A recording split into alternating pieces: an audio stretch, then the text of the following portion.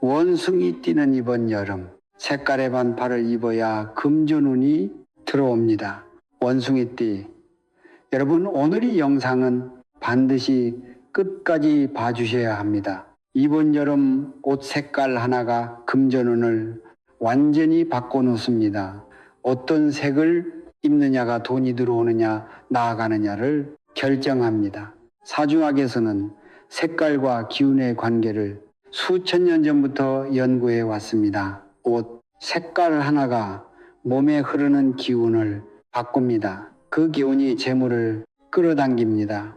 원숭이 띠는 띠 중에서 가장 머리가 좋고 재빠른 띠입니다. 딱 맞는 색깔을 입으면 그 영리한 기운이 재물로 직접 연결되기 시작합니다. 어떤 색을 입어야 돈이 들어오는지, 절대 입으면 안 되는 색은 무엇인지 오늘 전부 알려드리겠습니다. 꼭 끝까지 보세요. 댓글에 원숭이 띠복 받아갑니다. 남겨주시는 모든 분께 이번 여름 돈복이 가득하길 진심으로 빌어드리겠습니다. 원숭이 띠분 머리도 좋고 아이디어도 넘치는데 이것저것 다 해보고 싶어서 손을 대다 보니 정작 하나도 마무리가 안 되고 번 것 같은데 모인 게 없는 느낌. 이거 여러분 이야기입니다. 원숭이 띠는 원래 그렇습니다. 나무에서 나무로 훌쩍훌쩍 넘어다니는 원숭이처럼 한 곳에 오래 머물지 못합니다. 새로운 것이 보이면 바로 그쪽으로 달려가고 또 더 좋아 보이는 것이 생기면 또 그쪽으로 달려갑니다. 그러다 보면 어느 것도 끝까지 붙잡지 못합니다. 재물도 똑같습니다.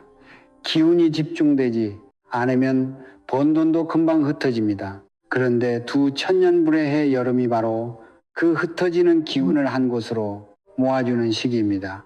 원숭이 띠에 영리한 기운이 하나의 방향으로 집중되면서 재물이 쌓이기 시작하는 시기입니다. 단 준비가 되어 있어야 합니다. 그 준비 중에 가장 간단하면서도 강력한 것이 바로 색깔입니다. 사주에서 색깔은 단순한 취향이 아닙니다. 나무, 불, 흙, 금, 물, 이 다섯 가지 오행의 기운을 눈에 보이는 형태로 표현한 것이 바로 색깔입니다. 내 띠에 맞는 색을 입으면 기운이 강화되고 맞지 않는 색을 입으면 기운이 흩어집니다. 오늘 제가 크게 세 가지를 말씀드릴 겁니다. 첫째, 원숭이 띠의 사주, 기운이 왜 여름에 특별한지. 둘째, 이번 여름 반드시 입어야 할 금전은 상승 색깔. 셋째, 절대 입으면 안 되는 색과 그 이유. 이 세 가지만 알면 이번 여름 옷장이 완전히 달라집니다. 먼저 원숭이 띠가 왜 이번 여름에 특별히 신경을 써야 하는지 말씀드리겠습니다. 원숭이 띠는 사주에서 금의 기운을 타고난 띠입니다. 닭띠와 같은 금의 기운이지만 성격이 다릅니다. 닭띠의 금이 단단하고 정교하게 다듬어진 보석이라면 원숭이 띠의 금은 날카롭고 빠르게 움직이는 칼날의 금입니다. 예리하고 민첩하고 순간의 기회를 빠르게 낚아채는 기운입니다. 원숭이 띠 분들이 머리 회전이 빠르고 상황 판단이 빠르고 아무도 생각 못한 아이디어를 툭 던지는 것 전부 이 날카로운 금의 기운 덕분입니다. 그런데 여기서 중요한 게 있습니다. 2000년 불내에는 불의 해입니다. 태양처럼 강렬한 불, 에너지가 가득한 해입니다. 여름은 원래도 불의 기운이 가장 강한 계절입니다. 6월에서 8월 불 에너지가 정점에 달하는 때입니다. 금이 불을 만나면 어떻게 됩니까? 녹습니다. 칼날이 용광로에 들어가면 형태가 무너집니다. 음악 원숭이띠, 여러분 아무 준비 없이 이 시기를 보내면 날카롭던 판단력이 흐려지고 빠른 기회 포착 능력이 무뎌집니다. 기운이 녹아버리면 충동적인 결정이 많아지고 손댄 것마다 마무리가 안 되고 돈이 손에서 새어나가는 음악, 속도가 빨라집니다. 그런데 반대로 생각해 보겠습니다. 금이불에 녹은 뒤 올바른 틀에 부어지면 어떻게 됩니까? 원래보다 훨씬 정교하고 가치 있는 형태로 다시 태어납니다. 두 천년불에 해, 여름 올바른 색깔로 기운을 잡아주면 원숭이띠의 날카로운 금기운이 불에 단련되어 더욱 강하고 가치 있는 재물기운으로 바뀝니다. 이게 핵심입니다. 여름의 색깔로 기운을 조절하는 것, 조상들이 수천 년 전부터 알고 실천해 온 지혜입니다. 옛집 어른들이 절기마다 옷을 바꿔 입은 게 단순히 계절 따라 입은 게 아닙니다. 기운을 맞춰 입은 겁니다. 자, 이제 원숭이띠가 이번 여름에 반드시 입어야 할 색깔을 말씀드리겠습니다. 이번 여름 원숭이띠가 입어야 할 색깔은 딱 세 가지입니다. 하나씩 말씀드릴게요. 첫 번째는 황토색, 노란색, 베이지 계열입니다. 흙의 색깔입니다. 사주에서 흙은 금을 낳습니다. 흙 속에서 금이 만들어진다는 원리입니다. 원숭이띠의 금 기운을 끊임없이 채워주고 보충해주는 것이 바로 흙의 기운입니다. 음악, 수천년불의 해름, 불기운의 금, 기운이 녹아내리는 것을 막으려면 흙의 기운이 반드시 필요합니다. 황토색 옷을 입으면 흙의 기운이 몸 안으로 들어와서 원숭이띠의 금 기운을 계속 채워줍니다. 기운이 채워지면 아무리 더운 여름에도 판단력이 흐려지지 않습니다. 빠른 머리 회전이 유지되고 기회를 포착하는 눈이 살아있고 번 돈을 모으는 힘이 생깁니다. 원숭이 뛰는 아이디어는 많은데 돈이 안 모이는 게 고민입니다. 황토색이 그 아이디어를 돈으로 쌓이게 해주는 그릇 역할을 합니다. 황토색, 노란색, 베이지 계열, 이번 여름 원숭이띠 옷장 1순위입니다. 두 번째는 흰색 아이보리 은은한 회색 계열입니다. 금의 색깔입니다. 원숭이띠의 본래 기운과 같은 색입니다. 같은 기운끼리 만나면 힘이 2배가 됩니다. 불의 해름 불기운에 금기운이 눌릴 때 흰색 옷이 원숭이띠 본연의 기운을 지켜주고 강화해 줍니다. 흰색을 입으면 원숭이띠의 날카로운 판단력이 살아납니다.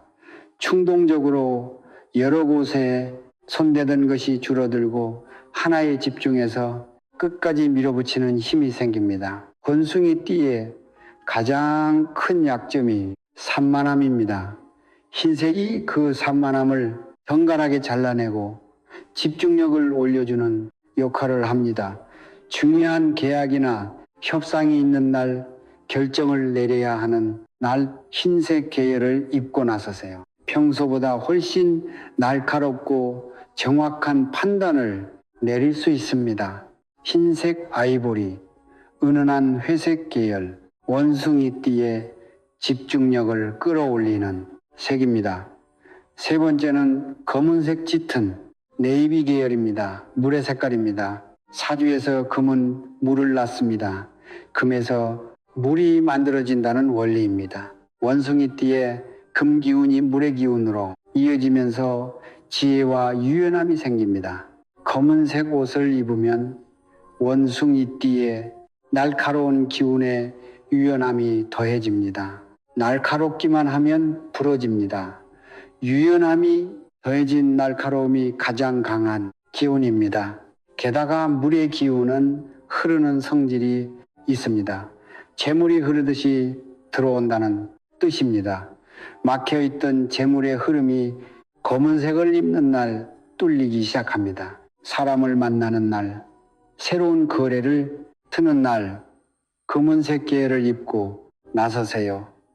원숭이띠의 영리함에 부드러운 인상이 더해져서 상대방이 마음을 엽니다.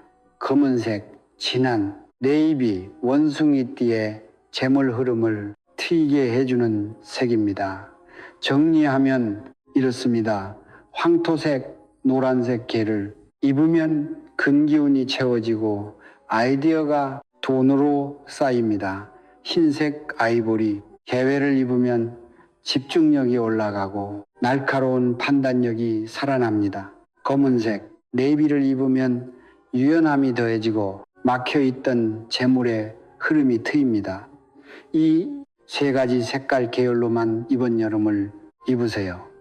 여러분, 옷장에 이미 있는 옷들을 다시 꺼내보세요. 이 색, 계열이 의외로 많을 겁니다. 그런데 원숭이띠 여러분, 여기서 잠깐 중요한 말씀을 드려야겠습니다. 옷 색깔로 기운을 조절하는 방법, 지금까지 말씀드렸습니다. 그런데 옷은 입었다, 벗었다 합니다. 색깔 기운이 몸에 받는 시간이 제한되어 있습니다. 하루 종일 자는 시간까지 포함해서 몸에서 떠나지 않는 것이 있습니다. 바로 팔찌입니다. 팔찌는 손목에 직접 닿습니다. 피부와 오랜 시간 함께 합니다. 기운이 옷보다 훨씬 깊고 지속적으로 전달됩니다. 제가 오랫동안 관심 있게 봐온 돌이 있는데요. 바로 호환석입니다. 음악 호환석은 호랑이 눈을 닮은 돌입니다. 짙은 갈색 바탕에 황금 줄무늬가 물결처럼 흐릅니다. 처음 보시면 딱 느끼실 겁니다. 예사로운 돌이 아니라는 것을요. 원숭이띠에게 호환석이 특별한 이유가 있습니다.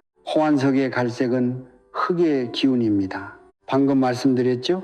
흙이금을 낳는다고. 호환석의 흙기운이 원숭이띠의 금기운을 북도 주는 역할을 합니다. 여름 내내 불기운의 금기운이 녹아내리는 것을 막아줍니다. 황금빛 출무이는 금의 기운입니다. 원숭이띠 본연의 기운과 같은 색이돌 안에 흐르고 있습니다. 호환석을 차면 원숭이띠의 날카로운 기운이 흩어지지 않고 한 방향으로 집중됩니다. 음악 산만하게 여기저기 뻗어나가던 기운이 하나로 모이기 시작합니다. 기운이 집중되면 어떻게 됩니까? 이것저것 손대던 것이 줄어들고 하나를 끝까지 밀어붙여 그게 큰 재물로 바뀌기 시작합니다. 원숭이띠가 가장 아쉬워하는 부분이 바로 그 마무리입니다. 호환석이 그 마무리를 도와주는 겁니다. 게다가 호환석은 예로부터 나쁜 기운을 막아주는 힘이 강하기로 유명합니다. 원숭이띠처럼 사방으로 움직이는 분들은 나쁜 기운을 만나는 경우도 많습니다. 이럴 때 호환석이 방패가 되어집니다. 나쁜 기운을 몸 밖으로 밀어내고 좋은 기운만 안으로 끌어들입니다. 손목에는 중요한 혈자리들이 모여 있습니다. 팔찌로 차시면 호환석의 기운이 그 혈자리를 통해 온몸으로 퍼져나갑니다. 아침에 일어나서 호환석, 팔찌를 차는 것부터 시작하세요. 중요한 약속이 있는 날, 계약이 있는 날, 아이디어를 실행에 옮기는 날 반드시 차고 나가세요. 실제로 원숭이띠 분들 중에서 호환석 팔찌를 차기 시작한 뒤 안 풀리던 일이 풀렸다라는 얘기를 정말 많이 들었습니다. 여러 개 버리던 일 중에 하나가 크게 터졌다. 오랫동안 마무리하던 계약이 드디어 성사됐다. 음악 흩어지던 수입이 한 곳으로 모이기 시작했다. 이런 이야기들입니다. 원숭이띠는 이미 충분한 영리함과 아이디어를 가지고 있습니다. 그 기운이 한 방향으로 집중되도록 호환석이 도와주는 겁니다. 음악이 보면 좋은 색이 있는 것처럼 절대 조심해야 할 색도 있습니다. 모르고 매일 입고 있으면 재물운이 조용히 새어나가고 있는 겁니다. 첫 번째로 조심해야 할 색은 빨간색, 주황색 계열입니다. 불의 색깔입니다. 사주에서 불은 금을 녹입니다. 5000년, 16년 여름은 이미 불기운이 크게 달란 때입니다. 거기다 빨간색 옷까지 입으면 불이 2배, 3배로 강해지면서 원숭이띠에 금기운을 완전히 녹여버립니다. 금기운이 녹아버리면 판단력이 완전히 무너집니다. 충동적인 결정이 쏟아지고 손대는 것마다 손해가 나고 열심히 번 돈이 한순간에 빠져나가는 일이 생깁니다. 원숭이띠에게 빨간색은 소띠, 양띠와 정반대의 역할을 합니다. 소띠와 양띠에게 빨간색은 기운을 채워주는 색이지만 원숭이띠에게 빨간색은 기운을 녹여버리는 색입니다. 이 차이를 반드시 기억하세요. 빨간색이 나쁜 색이 아닙니다. 단 원숭이띠에게 이 계절만큼은 절대 맞지 않는 색입니다. 중요한 날만이라도 반드시 피하세요. 두 번째로 조심해야 할 색은 초록색, 청록색 계열입니다. 나무의 색깔입니다. 사주에서 금은 나무를 자릅니다. 그런데 여기서 반대로 생각해야 합니다. 나무가 금의 기운을 끊임없이 소모시킵니다. 금이 나무를 자르는데 에너지를 다 써버리면 정작 재물을 모으는데 쓸 기운이 남지 않습니다. 초록색 옷을 입으면 원숭이띠의 금, 기운이 불필요한 곳에 낭비됩니다. 주변의 잡다한 일에 끌려다니고 쓸데없는 곳에 에너지를 쓰고 정작 중요한 기회 앞에서는 기운이 빠져 있는 상태가 됩니다. 밝고 선명한 초록은 특히 조심하세요. 2가지만 기억하시면 됩니다. 빨간색, 주황색, 계열은 이번 여름 반드시 피하세요. 초록색, 청록색 계열은 이번 여름 가급적 피하세요. 대신 황토, 흰색, 검정으로 채우시면 됩니다. 이것만 바꿔도 여름 기운이 달라집니다. 자, 오늘 말씀드린 내용 한 번 더 정리해 드리겠습니다. 5000년, 16년 여름, 6월에서 8월이 시기는 원숭이띠에게 흩어진 기운이 하나로 집중되는 분기점입니다. 올바른 색으로 금, 기운을 지키고 강화하면 넘치는 아이디어가 드디어 재물로 바뀌기 시작합니다. 반드시 입어야 할 색입니다. 황토색, 노란색, 계열, 금 기운이 채워지고 아이디어가 돈으로 쌓입니다. 흰색 음악, 아이보리 계열, 집중력이 올라가고 날카로운 판단력이 살아납니다. 검은색, 네이비, 유연함이 더해지고 막혀있던 음악, 재물의 흐름이 트입니다. 조심해야 할 색 2가지입니다. 빨간색, 주황색, 계열, 원숭이띠의 금기운이 완전히 녹아버립니다. 초록색, 청록색 계열, 금기운이 불필요한 곳에 낭비됩니다. 오늘 당장 옷장 한번 열어보세요. 황토색, 흰색, 검은색, 반팔이 있으면 그걸 맨 앞에 꺼내주세요. 이것만 해도 여령 기운이 달라집니다. 원숭이띠, 여러분 올해 여름은 그냥 보내지 마세요. 여러분 안에 있는 그 영리함과 넘치는 아이디어, 이번 여름에 제대로 기운을 잡으면 하반기에 크게 터집니다. 이 여름이 바뀌면 하반기가 바뀌고 하반기가 바뀌면 2000년, 영년 전체가 바뀝니다. 준비된 분에게만 기회가 옵니다. 여러분은 오늘 이미 준비를 시작하셨습니다. 오늘 영상이 도움이 되셨다면 좋아요 한 번만 눌러주세요. 구독도 꼭 눌러주세요. 다음 영상에도 원숭이띠 여러분께 꼭 필요한 정보 준비해 드렸습니다. 댓글에 원숭이띠 복 받아갑니다. 남겨주세요. 남겨주신 모든 분 한 분 한 분 이번 여름 재물은 가득하시길 진심으로 빌어드리겠습니다. 주변에 원숭이띠 가족분, 친구분 계시면 이 영상 꼭 공유해 주세요. 소중한 분께 드리는 여름 선물이 될 겁니다. 6년 여름 원숭이띠 여러분 모두 대박 나세요. 방금 전까지는 또 다른 이야기였습니다. 그리고 지금부터는 완전히 새로운 주제로 넘어가 보겠습니다. 혹시 이런 이상한 일을 눈치챈 적 있나요? 요즘 집안에서 자꾸 이유 없이 돈이 새어나가는 것 같습니다. 분명 새벽부터 밤늦게까지 열심히 일하고 아끼고 절약하는데도 돈이 모이지 않습니다. 차가 갑자기 고장나고 사람이 갑자기 아프고 심지어 외출만 해도 물건을 잃어버립니다. 당신은 단순히 운이 나쁘다고 생각할지 모릅니다. 김경일 교수는 이런 말을 한 적이 있습니다. 사람의 마음이 불안하면 에너지가 흐트러진다. 에너지가 흐트러진다는 게 무슨 뜻일까요? 바로 집안의 에너지장에 문제가 생겼다는 뜻입니다. 만약 당신의 재물이 계속 새어나간다면 운명을 탓하기 전에 먼저 주방을 한번 살펴보세요. 혹시 더러운 물이 담긴 그릇이 그대로 남아있지는 않나요? 많은 사람들은 그릇과 수채를 하룻밤 담가두고 다음날 설거지하는 것을 단순한 계음이라고 생각합니다. 하지만 역학과 에너지 이론에서는 이것을 재물을 썩게 만드는 죽은 물이라고 봅니다.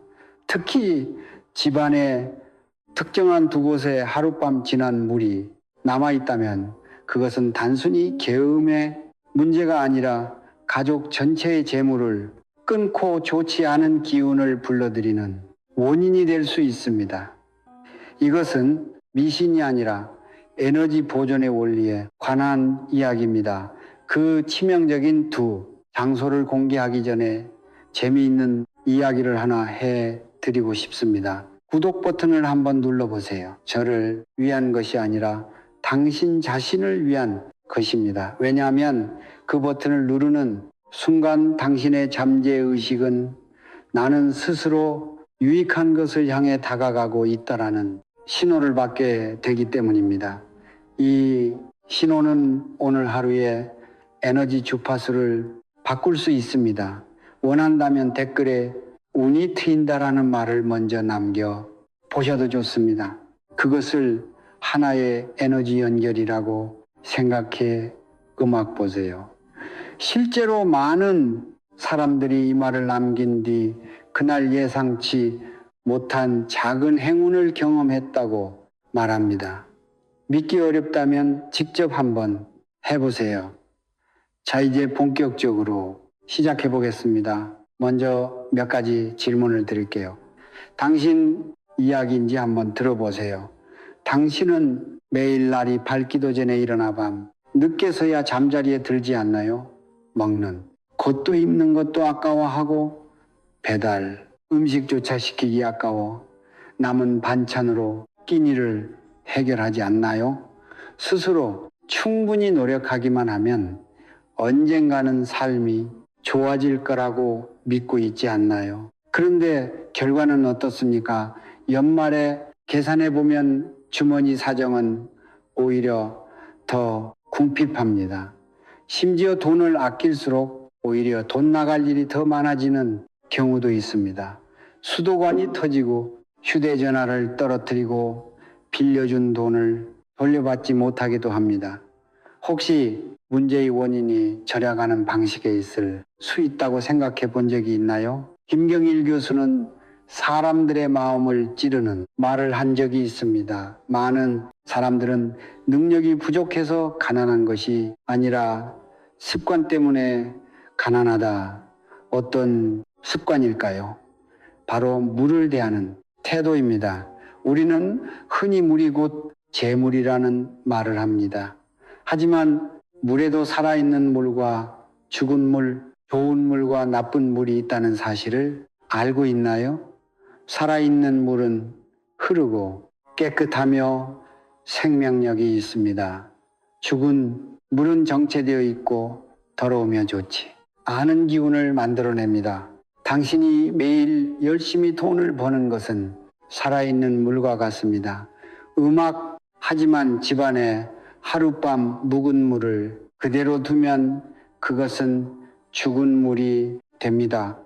살아있는 물은 들어오는데 죽은 물은 나가지 않으면 당신의 재물, 창고는 물이 들어오는 곳과 빠져나가는 곳이 동시에 열린 저수지처럼 영원히 가득 찰 수 없습니다. 더 무서운 것은 많은 사람들의 절약 습관이 바로 이런 죽은 물을 만들어낸다는 점입니다. 예를 들어 설거지한 물을 버리기 아까워 변기에 사용하려고 그대로 두거나 채소를 씻은 물을 큰 통에 모아 하룻밤 두었다가 다음날 다시 사용하는 경우가 있습니다. 당신은 몇 분의 수도 요금을 아꼈다고 생각할지 모르지만 그 대가로 잃는 것은 훨씬 더 큰 재물일 수도 있습니다. 이것이 오늘 이야기의 첫 번째 핵심입니다. 물을 소중히 여기지 않는 태도는 곧 재물을 소중히 여기지 않는 태도입니다. 바로 반박하지 말고 끝까지 들어보세요. 이제부터 말씀드릴 두 장소가 집안에 있다면 당신의 재물, 창고는 이미 오랫동안 새고 있었을지도 모릅니다. 구체적인 장소를 이야기하기 전에 먼저 물이라는 존재를 제대로 이해해야 합니다. 많은 사람들이 물이 곧 재물이라고 말하지만 그 의미를 정확히 알지는 못합니다. 역학에서는 물을 감계에 속한다고 말합니다. 감계는 무엇일까요? 위험과 함정, 흐름, 그리고 지혜를 뜻합니다. 물은 배를 띄울 수도 있고 뒤집을 수도 있습니다. 만물을 살리는 단비가 될 수도 있고 모든 것을 무너뜨리는 홍수가 될 수도 있습니다. 집안에서는 물의 상태가 곧 집안 에너지장의 흐름을 결정합니다. 살아있는 물이란 흐르고 깨끗하며 들어오는 곳과 나가는 곳이 분명한 물입니다. 예를 들어 수도꼭지를 틀었을 때 깨끗한 물이 흘러나오는 것은 좋은 물입니다. 또 당신이 마신 물이 몸속에서 순환하고 배출되는 것 역시 살아있는 물입니다. 그것은 순환하고 있기 때문입니다. 그렇다면 죽은 물은 무엇일까요? 움직이지 않고 더러워졌으며 고여있는 물입니다. 설거지통에 담긴 물, 통에 받아 하룻밤 둔 채소 씻은 물, 욕실 구석에 늘 마르지 않는 고인물 같은 것들입니다. 이런 물은 더 이상 순환에 참여하지 않습니다. 마치 썩어가는 웅덩이처럼 점점 악취가 나고 세균이 번식하며 부정적인 에너지를 만들어냅니다. 에너지 이론에서는 죽은 물이 주변에 좋은 에너지를 계속 흡수하고 동시에 음침하고 탁한 기운을 방출한다고 봅니다. 쉽게 말하면 에너지를 빨아들이는 블랙홀과 같은 존재입니다. 집안에 죽은 물이 있으면 당신은 매일 집에 돌아올 때마다 기운을 조금씩 빼앗기게 됩니다. 이유 없이 피곤하고 짜증나고 하는 일마다 잘 풀리지 않는 느낌을 받게 됩니다. 이것은 단순한 심리작용이 아니라 환경 에너지의 문제라고 할 수 있습니다. 김경일 교수는 이런 말을 한 적이 있습니다. 풍수는 멀리 있는 것이 아니라 집안의 모든 구석에 있다. 많은 사람들은 풍수라고 하면 장식품을 놓거나 특정한 상징물을 거는 것을 떠올립니다. 하지만 진짜 풍수는 그런 것이 아닙니다. 진짜 풍수는 바로 주방에 하룻밤 동안 담겨 있던 더러운 물 한 그릇이 있는지 없는지에 달려 있습니다. 어떤 사람은 이렇게 말할 수 있습니다. 겨우물한 그릇 때문에 그렇게까지 심각할 수 있나요? 네, 충분히 심각할 수 있습니다. 왜냐하면 물은 오행 가운데 가장 민감한 요소이기 때문입니다. 물은 정해진 형태가 없습니다. 둥근 것을 만나면 둥그러지고 네모한 것을 만나면 네모나게 됩니다. 물론 색도 없지만 모든 것을 비춰냅니다. 당신 집에 에너지장이 좋은지 나쁜지 가장 먼저 알아차리는 것도 바로 물입니다. 물이 깨끗하면 기운도 맑아집니다. 물이 더러워지면 기운 역시 탁해집니다. 게다가 물은 또 하나의 특징이 있는데 그것은 재물의 흐름과 완전히 같은 성질을 가지고 있다는 것입니다. 오는 흐르는 것이고 물도 흐르는 것입니다. 물의 흐름을 존중하면 재물도 당신에게 흘러 들어오고 물의 흐름을 막으면 재물도 당신에게서 빠져나갑니다. 하룻밤 묵은 물을 그대로 두는 것은 본질적으로 흐름을 가로막는 행위입니다. 물을 막아두면 재물도 붙잡아둘 수 없게 됩니다.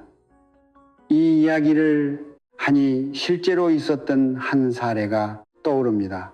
제 친구 중에 김시성을 가진 사람이 있는데 건축 자재 사업을 하고 있습니다. 몇 년 전까지만 해도 사업이 아주 잘 돼서 1년에 수천만 원 이상을 벌었습니다.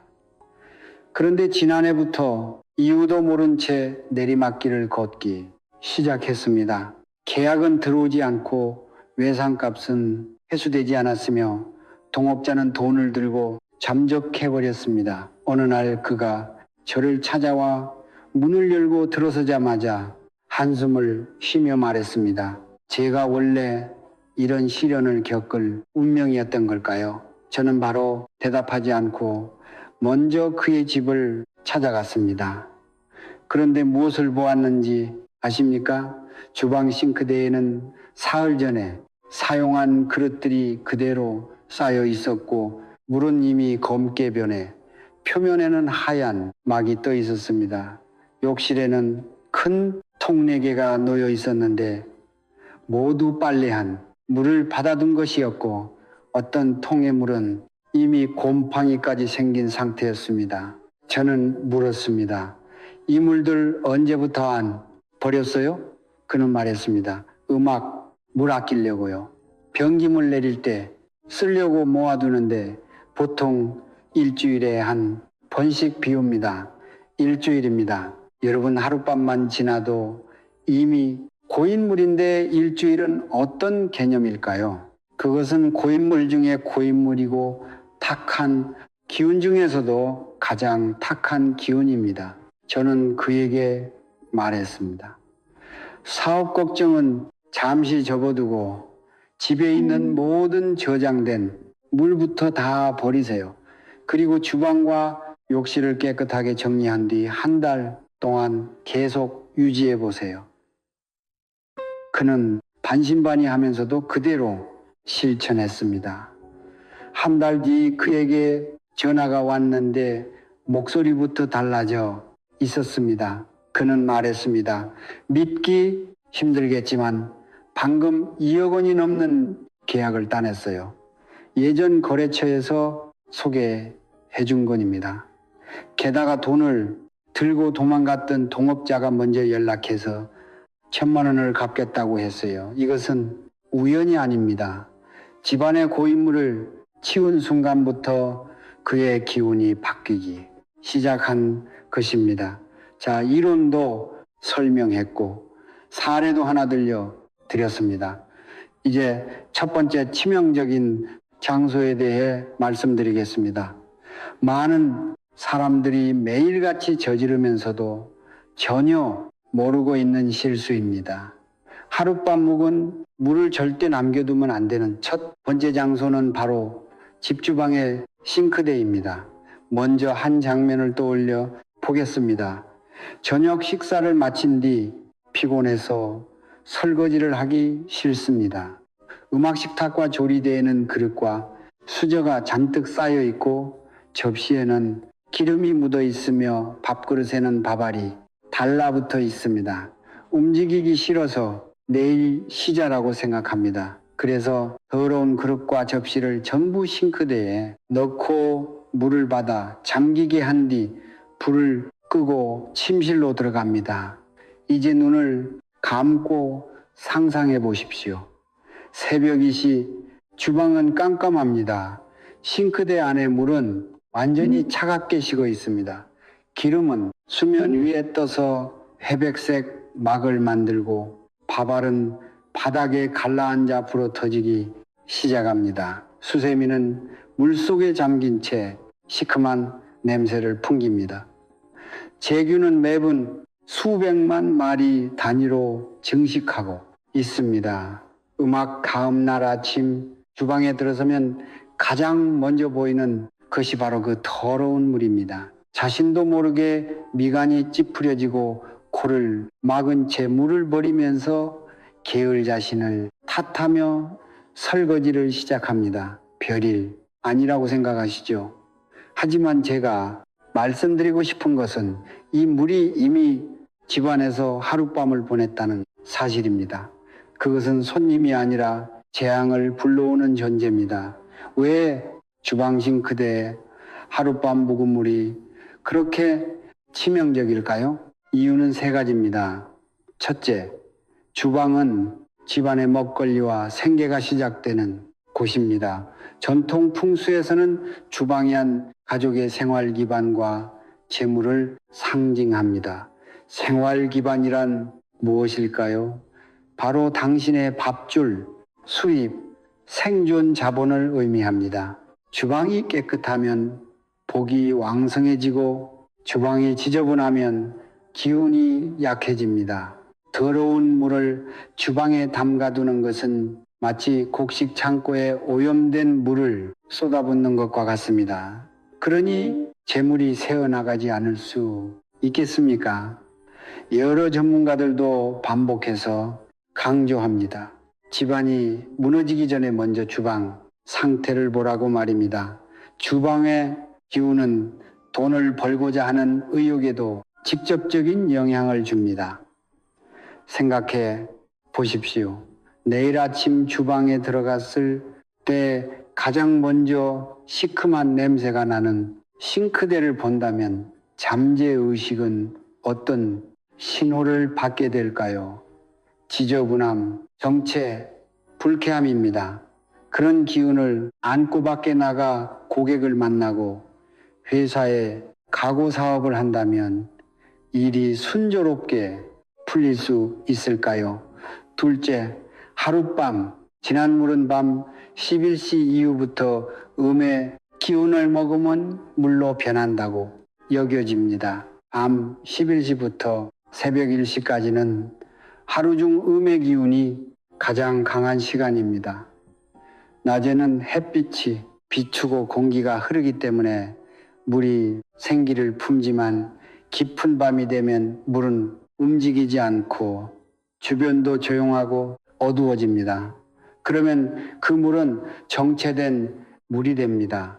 이것은 미신이 아니라 에너지의 변화라고 설명됩니다. 간단한 실험을 해볼 수도 있습니다. 아침에 받은 수돗물 한 그릇과 밤새 담가둔 설거지 물 한 그릇의 냄새를 맡아보면 느낌이 전혀 다릅니다. 그 축지고 무거운 냄새가 바로 그런 상태를 보여주는 것입니다. 집은 하나의 에너지 공간입니다. 낮에 모두 외출하면 집안의 양기가 약해지고 밤에 잠을 잘 때도 양기는 약해집니다.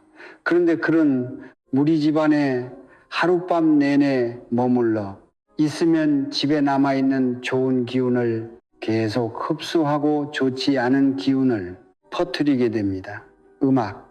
그래서 다음날 아침 일어났을 때 피곤하고 짜증이 나고 출근하기 싫어질 수 있습니다. 단순히 잠을 못 잔 것이라고 생각할지 모르지만 그동안 집안의 분위기가 밤새 영향을 주었을 수도 있다는 것입니다. 세 번째는 빚을 부르는 설거지 습관이 가정의 풍수병을 만든다는 점입니다. 한번 생각해 보셨나요? 사실 설거지라는 이런 부부관계를 그대로 보여주는 축소판과도 같습니다. 누가 설거지를 하느냐는 문제로 얼마나 많은 가정, 갈등이 생길까요? 그릇을 물에 담가만 두고 씻지 않는다는 것은 책임을 내일이나 자신이나 배우자에게 미루는 것과 같습니다. 그런 일이 반복되면 부부 사이에는 서로 책임을 떠넘기고 불평하고 비난하는 분위기가 생기게 됩니다. 이것이 한 교수님이 말한 풍습병입니다. 집에 문제가 있는 것이 아니라 사람의 행동에 문제가 생긴 것입니다. 실제 사례 하나를 말씀드리겠습니다. 제가 아는 김 사장님은 아침 식당 장사를 하는 분인데 매일 새벽 3시에 일어나 일을 시작하고 저녁 7시나 8시가 되어야 장사를 마칠 정도로 정말 고생이 많았습니다. 그런데 한 가지 습관이 있었죠. 그릇과 수저를 늘 다음날 아침까지 물에 담가 두었다가 씻는 것이었습니다. 세제를 아끼고 불려놓으면 씻기 쉽다는 이유였습니다. 결과는 어땠을까요?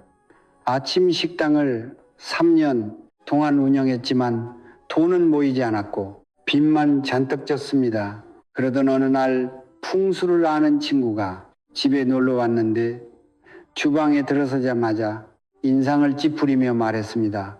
싱크대에 담아두니 물은 뭐야? 이건 집재 재물, 창고의 구멍이야. 김 사장님은 반신반의했지만 결국 습관을 고쳤습니다. 아무리 피곤해도 밤마다 그릇을 깨끗이 씻고 싱크대까지 말끔히 닦아 물기를 없앴습니다. 그 뒤 어땠을까요? 반년 후 장사가 갑자기 잘 되기 시작했고 단골 손님도 점점 늘어나 지금은 매장을 2곳이나 운영하고 있습니다. 이건 신비한 이야기가 아니라 기운이 달라진 것입니다. 주방을 존중하고 싱크대를 소중하게 여기기 시작하면 잠재의식은 스스로에게 더 나은 삶을 누릴 자격이 있다고 말하게 됩니다.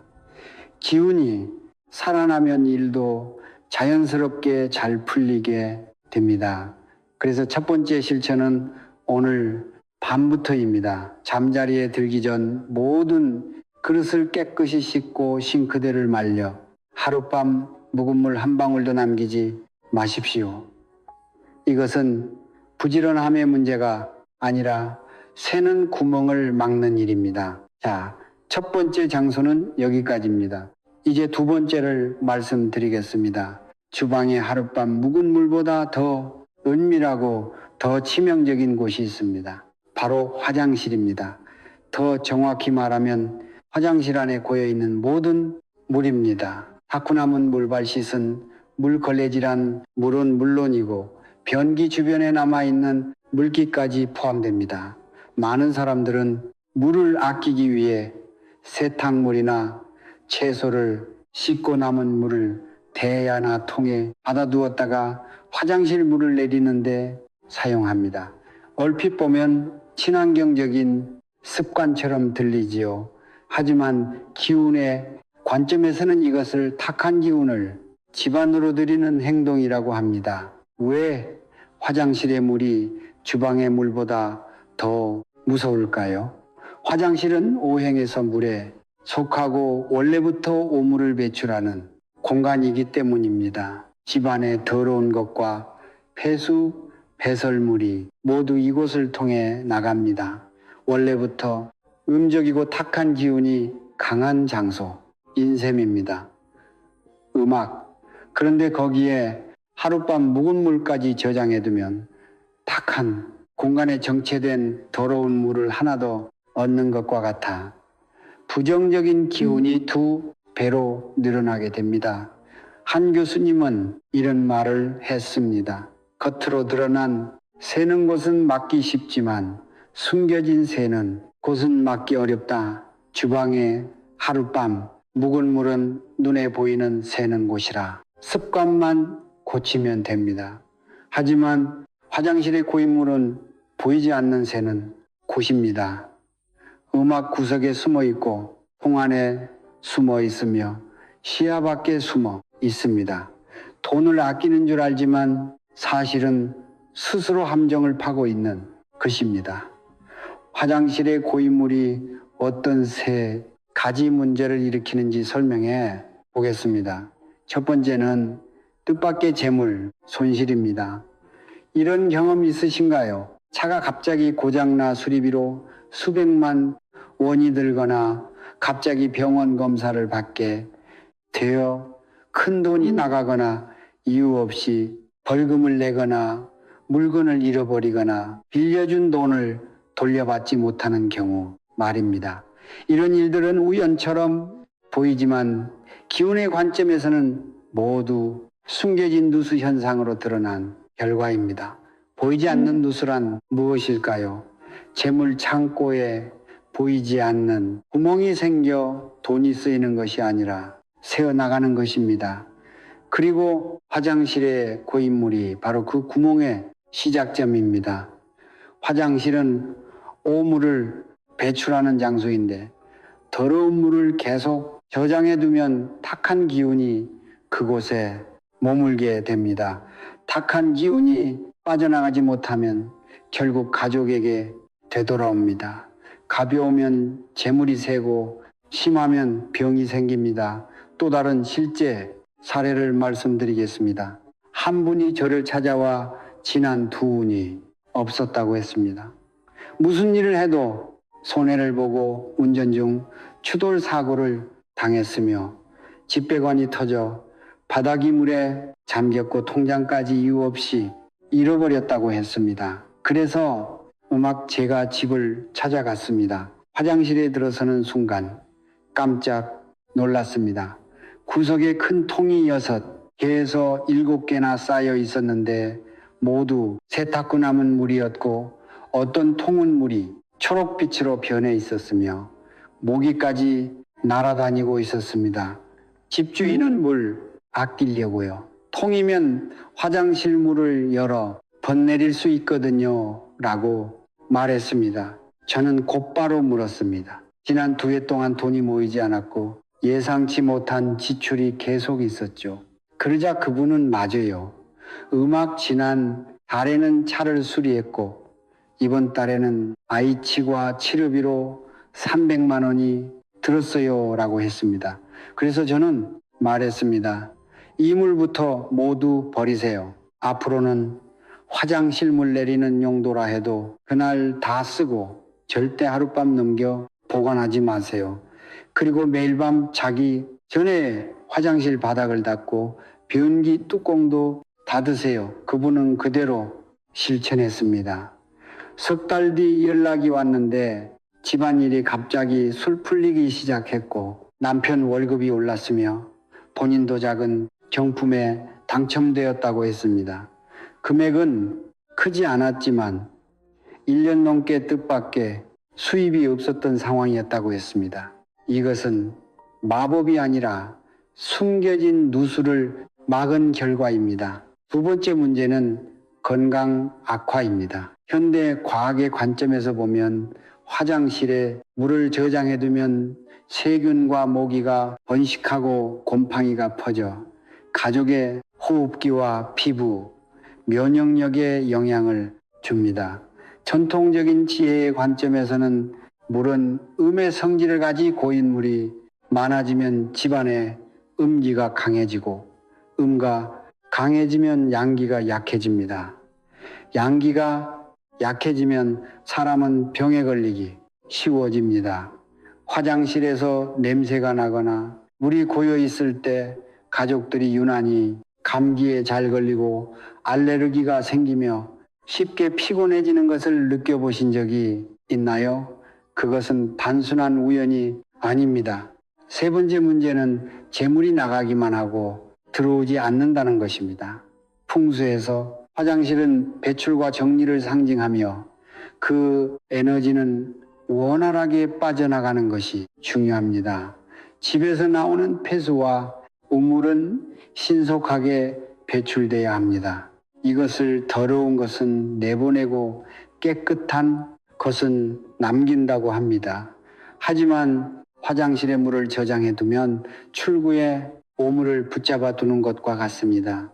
나가야 할 것은 나가지 못하고 들어와야 할 것도 들어오지 못하게 됩니다. 결국 돈의 흐름도 막혀 들어오는 것보다 나가는 것이 더 많아집니다. 많은 사람들이 돈은 꽤 버는데 이상하게 모이지가 않아요 라고 말합니다. 음악 화장실에 물이 고여 있는지 한번 확인해 보세요. 그렇다면 어떻게 해결해야 할까요? 첫째, 밤새 물을 받아두는 습관을 모두 없애야 합니다. 정말 물을 아끼고 싶다면 그날 사용한 물은 그날 안에 모두 써버리세요. 예를 들어 낮에 모아둔 채소 씻은 물은 그날 저녁 화장실 물을 내리는 데 사용하고 절대 물통에 담아둔 채밤을 넘기지 마세요. 둘째, 매일 저녁 샤워를 마친 뒤에는 화장실 바닥에 고인물을 깨끗이 닦아야 합니다. 특히 배수구 주변 변기 아래쪽 세면, 대미처럼 물이 쉽게 고이는 구석은 더욱 신경 써야 합니다. 셋째, 변기. 뚜껑은 반드시 닫아 두어야 합니다. 이와 관련해 한 교수는 변기가 집안에 큰 기운이 빠져나가는 것과 같다고 말했습니다. 뚜껑을 열어둔 채 두는 것은 그 통로를 활짝 열어두는 것과 같아서 집안에 좋은 기운이 빠져나갈 수 있다고 했습니다. 넷째, 화장실에 창문이 없다면 굵은 소금을 작은 접시에 담아두는 것도 방법입니다. 굵은 소금은 공간의 기운을 정화하는 역할을 하며 보름에 한 번씩 새 것으로 교체해주면 됩니다. 여기까지 들으셨다면 아마 눈치채셨을 겁니다. 이 두 공간의 공통점은 모두 물이 정체되는 곳이라는 것입니다. 그리고 정체는 재물운의 가장 큰 적입니다. 한 교수는 돈을 물에 비유한 적이 있습니다. 물이 계속 흐르고 원활하게 순환해야 점점 더 많이 모이듯이 돈도 마찬가지입니다. 하지만 흐름을 막아버리면 물이 썩고 악취가 나듯 결국 가진 것까지 모두 잃게 된다는 것입니다. 그래서 밤새 고여있는 물을 없애는 것은 단순히 청소를 하는 것이 아니라 재물의 흐름을 원활하게 만드는 일이라고 볼 수 있습니다. 그런데 주방과 화장실 외에도 매우 숨겨진 장소가 하나 있습니다. 대부분의 사람들은 전혀 생각하지 못하는 것인데 바로 집의 베란다와 반려동물의 물그릇입니다. 베란다에 빗물을 받는 통이 있거나 화분에 물을 주고 남은 물 또는 에어컨에서 떨어진 물이 고여 있다면 역시 밤을 지나면서 정체된 물이 됩니다. 풍수적으로 베란다는 집에 숨구멍을 의미하는데 이곳에 고인 물이 쌓여 있으면 집안의 기운도 탁해진다고 봅니다. 그리고 반려동물의 물그릇 역시 매일 물을 갈아주지 않으면 바닥이 누렇게 변하고 생물막이 생기게 됩니다. 이것 또한 일종의 정체된 물입니다. 반려동물이 이런 물을 계속 마시면 활력이 떨어질 수 있고 반려동물의 기운은 주인의 운세와도 연결되어 있다고 여겨집니다. 따라서 매일 신선한 물로 갈아주고 베란다의 고인 물을 닦아내는 작은 습관들이 모두 좋은 흐름을 지키는데 도움이 됩니다. 실제 사례를 하나 말씀드리겠습니다. 온라인 쇼핑몰을 운영하는 한 지인이 고양이를 키우고 있었는데 출장이 잦아서 집을 비울 때마다 큰 물그릇 하나를 가득 채워두곤 했습니다. 길게는 사흘에서 나흘씩 집을 비우다 보니 물은 점점 더러워졌습니다. 그는 집에 돌아올 때마다 이상한 냄새가 난다고 느꼈고 사업도 늘 제자리 걸음이었습니다. 그래서 저는 고양이 물그릇에 물을 매일 갈아주고 출장 중에는 다른 사람에게 부탁해서라도 물을 바꿔달라고 조언했습니다.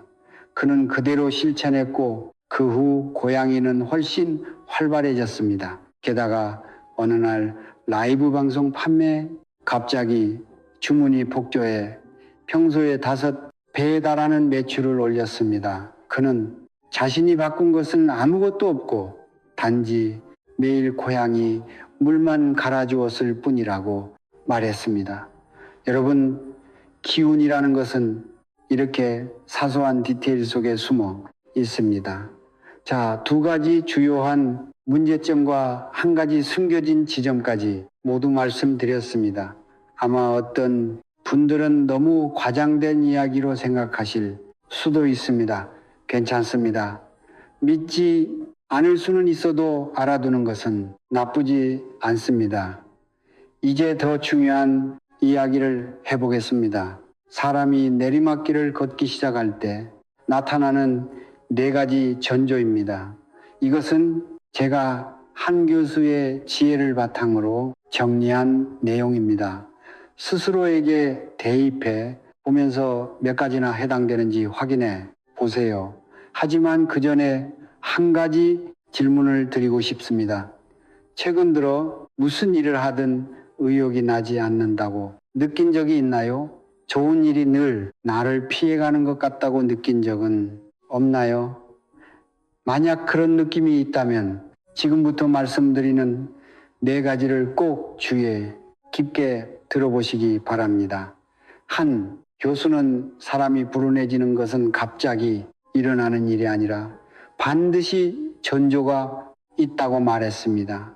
그리고 그 전조는 점술이 아니라 스스로 관찰할 수 있는 행동의 변화입니다. 저는 그것을 보이지 않는 신호라고 부릅니다. 겉으로 보기에는 별것 아닌 것 같지만 실제로는 기운이 약해지고 있다는 신호입니다. 첫 번째 전조는 집안에 정체된 물이나 방치된 물건이 늘어나는 것입니다. 앞에서 이야기한 내용과 같습니다. 철거지한 그릇을 물에 담가둔 채 방치하거나 물이 고여 익거나 씻던 식물을 그대로 두거나 고장난 물건을 버리지 않고 쌓아두기 시작한다면 이미 기운은 내리막길을 걷고 있는 것입니다. 왜냐하면 정체에 무감각해졌기 때문입니다.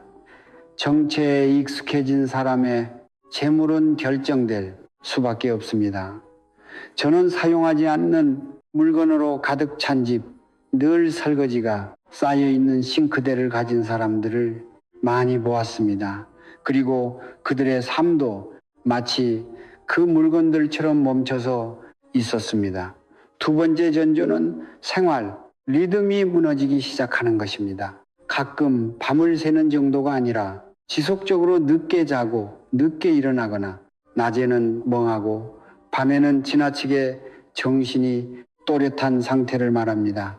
한 교수는 사람의 기운이 자연의 흐름과 맞아야 한다고 말했습니다. 아침에는 양의 기운이 살아남으로 일어나야 하고 밤에는 음의 기운이 모임으로 잠들어야 한다는 것입니다. 만약 그 흐름을 거스르면 자신의 기운도 흐트러지게 됩니다. 생활 패턴이 무너진 사람의 운도 함께 흔들리는 경우가 많습니다.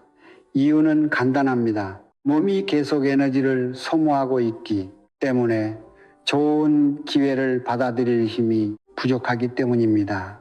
3번째 전조는 사소한 이익과 눈앞에 절약에 지나치게 집착하는 것입니다.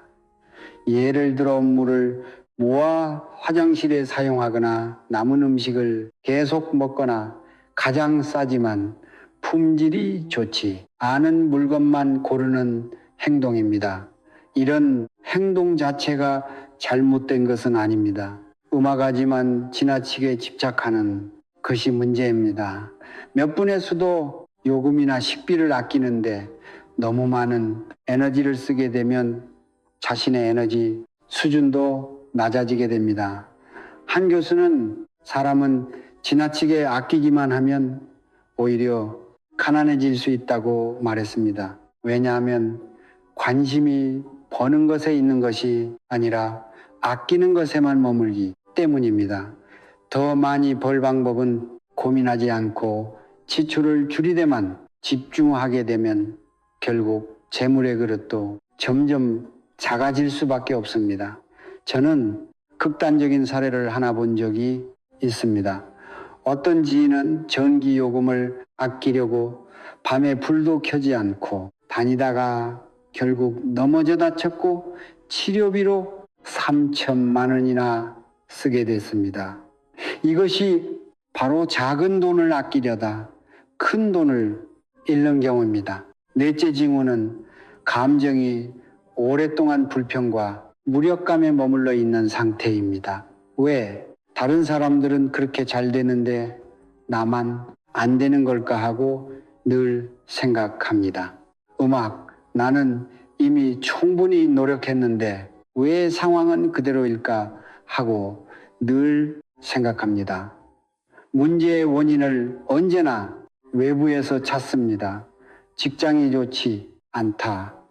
배우자가 배려하지 않는다. 세상이 불공평하다고 말합니다. 이런 감정은 에너지가 나빠졌다는 가장 직접적인 신호입니다. 당신의 에너지가 이미 행운을 끌어당기지 못할 정도로 낮아졌기 때문입니다. 행운도 같은 파장길이 공명해야 찾아옵니다. 하루 종일 불만과 원망으로 가득 차 있으면 행운도 당신을 피해갑니다. 이 이내 가지 징후 가운데 몇 가지가 해당되나요? 2가지 이상 해당된다면 주의할 필요가 있습니다. 하지만 너무 걱정할 필요는 없습니다. 어느 교수님도 이런 말을 했습니다.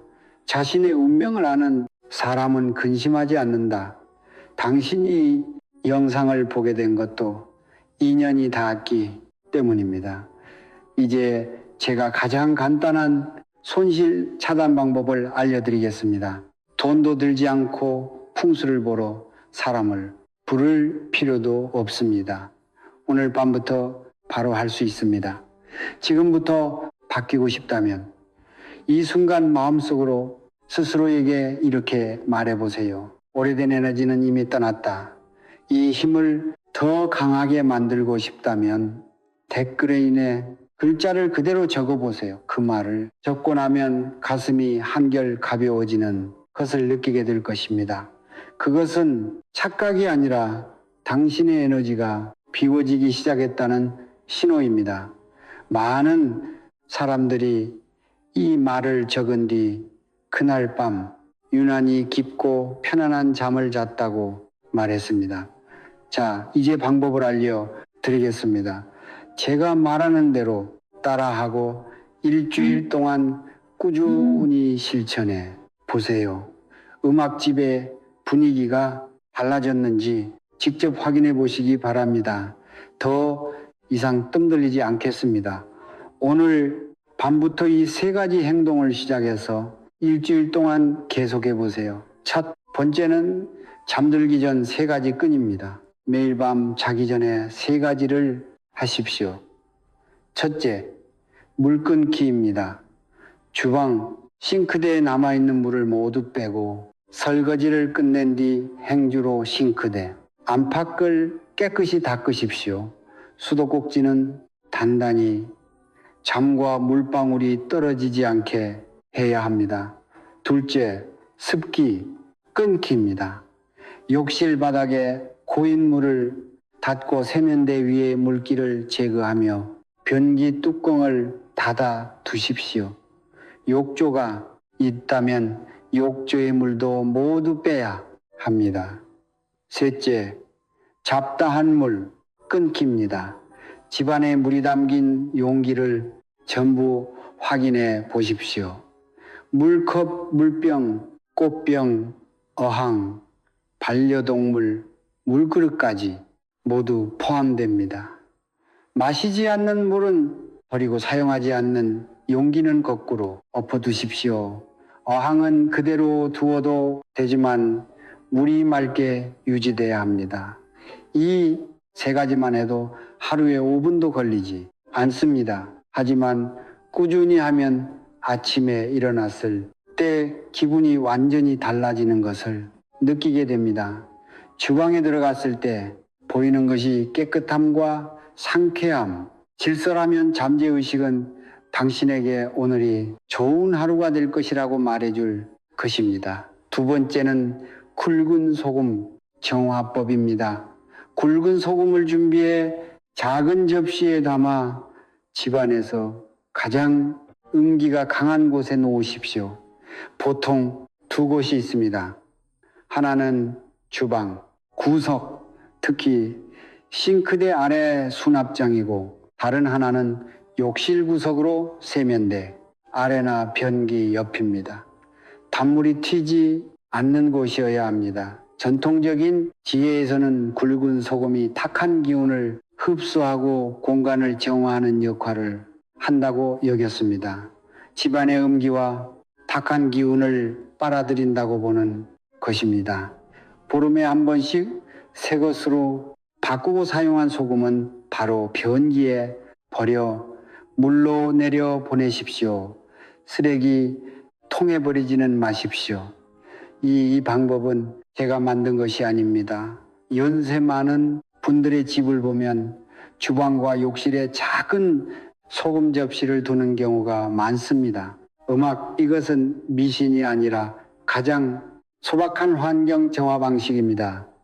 저는 굵은 소금에 흰식초를 3방울 떨어뜨리는 방법도 본 적이 있습니다. 정화 효과가 더 강하다고 하지만 반드시 건조한 상태를 유지해야 합니다. 소금이 습기를 먹어 소금물이 되면 오히려 새로운 고인물이 되어 버립니다. 세 번째는 수도꼭지 재물 부르기 방법입니다. 아침에 일어나 가장 먼저 해야 할 일은 휴대전화를 보는 것이 아니라 주방으로 가서 수도꼭지를 열고 물을 10초간 흘려보내는 것입니다. 그러면서 마음속으로 이렇게 되십시오. 살아. 있는 물이 집으로 들어오니 재물이 끊임없이 들어온다. 이것은 주문이 아니라 스스로의 주파수를 맞추는 행위입니다. 이 행동을 통해 오늘은 흐름이 있는 날이고 오늘은 생기가 넘치는 날이라고 스스로에게 알려주는 것입니다.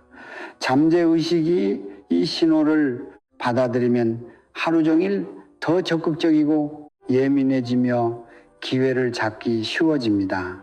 교수님은 풍수란 결국 자신의 믿음이라고 말했습니다. 마음속에 무엇을 품느냐에 따라 집의 분위기도 달라집니다. 매일 경외심을 가지고 집안에 물을 대하면 물도 당신에게 재물을 가져다 줄 것입니다. 이 세 가지 외에도 에너지를 더 높이는 작은 방법 몇 가지를 덧붙이겠습니다. 자신의 상황에 맞게 선택해서 해보십시오. 첫째, 주방의 동남쪽 구석에 맑은 물 한 컵을 두고 매일 새물로 바꾸십시오. 동남 방향은 팔계에서 재물운과 기회를 상징합니다. 맑은 물 한 컵을 두는 것은 재물을 집안으로 불러들이는 것과 같은 의미입니다. 다만 반드시 투명한 유리컵을 사용해야 하며 물은 매일 갈아야 합니다.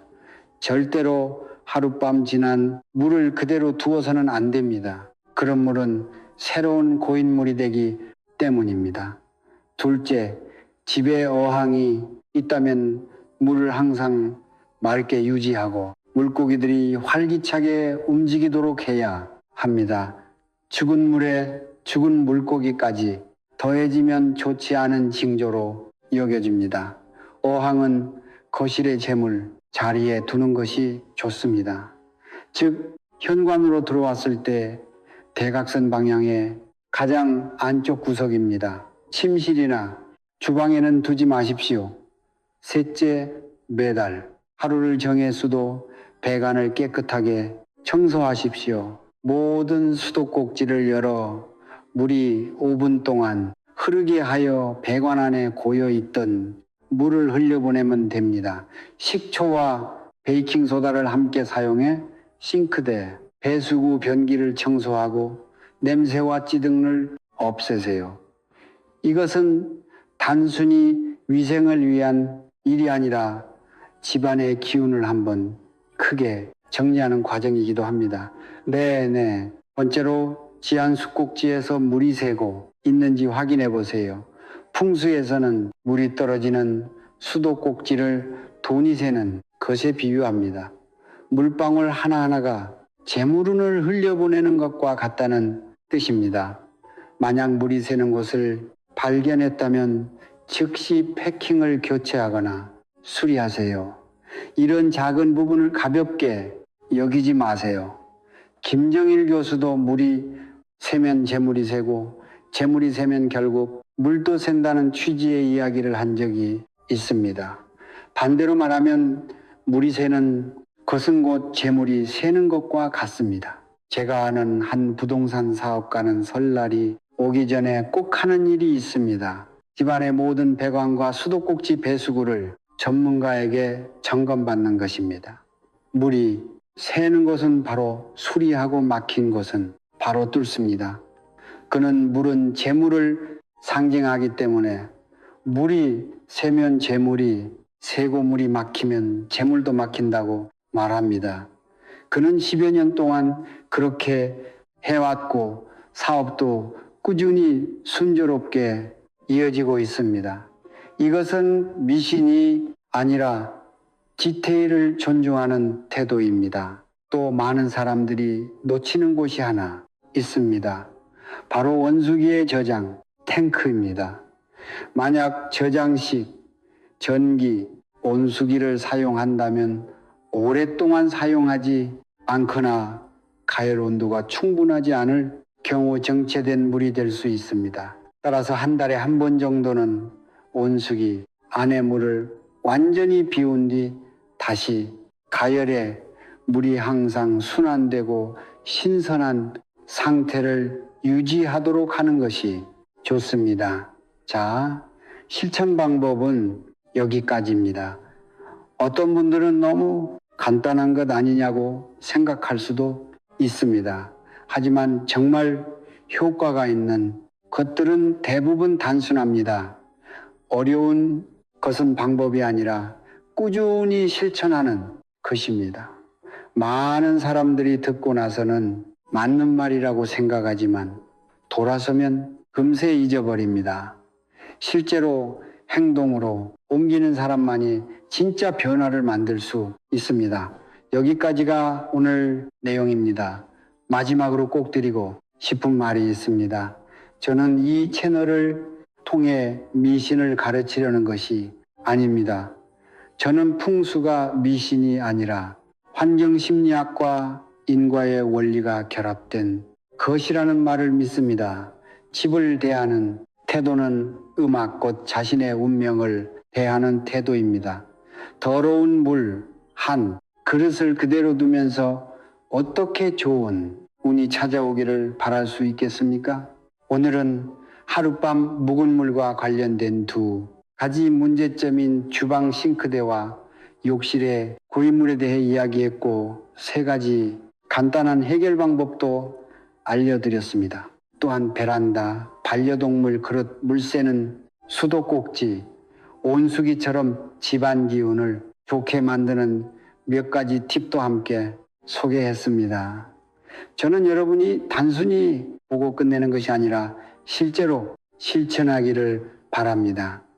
오늘 밤부터 주방으로 가서 그릇이 담긴 싱크를 깨끗이 비우고 욕실로 가서 며칠 동안 보관해 둔 물도 모두 버려보세요. 그러면 달라지는 것은 집안의 공기만이 아니라 기분과 운도 함께 달라지는 것을 느끼게 될 것입니다. 오늘부터 집안의 고인물을 정리해 보겠다면 댓글에 순풍순수라고 남겨주세요. 이것은 단순한 구호가 아니라 잠재, 의식을 정리하는 하나의 방식입니다. 이내 글자를 적는 순간부터 마음가짐도 이미 변하기 시작합니다. 오랫동안 함께해 온 구독자들 중에는 이 두 가지 습관을 고친 뒤 집안에 이유 없는 다툼이 줄었다고 말하는 분들도 많았습니다. 여러분도 한번 떠올려 보세요. 집이 특히 어수선하고 설거지가 며칠 동안 쌓여 있던 날에는 기분도 유난히 나쁘지 않았나요? 여러분의 경험도 댓글로 나눠주세요. 집안의 기운을 조정하는 이야기에 대해서는 시간이 되는 대로 하나하나 답변 드리겠습니다. 댓글에서 함께 이야기하며 세어나간 재물운을 어떻게 다시 채울 수 있을지 나눠보겠습니다. 처음 오신 분이라면 구독도 부탁드립니다. 여러분의 좋아요와 한 번은 스스로에게 긍정적인 에너지를 더하는 일이기도 하고, 구독 한 번은 이 채널과 오래도록 좋은 인연을 이어가는 연결고리가 되기도 합니다. 실제로 구독한 뒤 집안일이 더 잘 풀리기 시작했다고 이야기하는 분들도 많습니다. 그것은 제가 특별해서가 아니라 좋은 기운이 함께 모이는 힘 때문입니다. 마지막으로 이번 영상을 주변에 아끼기만 하다가 오히려 더 어려워진 친구에게도 꼭 공유해 주세요. 손가락 한 번 움직이는 것만으로도 스스로에게 좋은 복을 쌓는 일이 될 수 있습니다. 그럼 다음 영상에서 다시 만나겠습니다.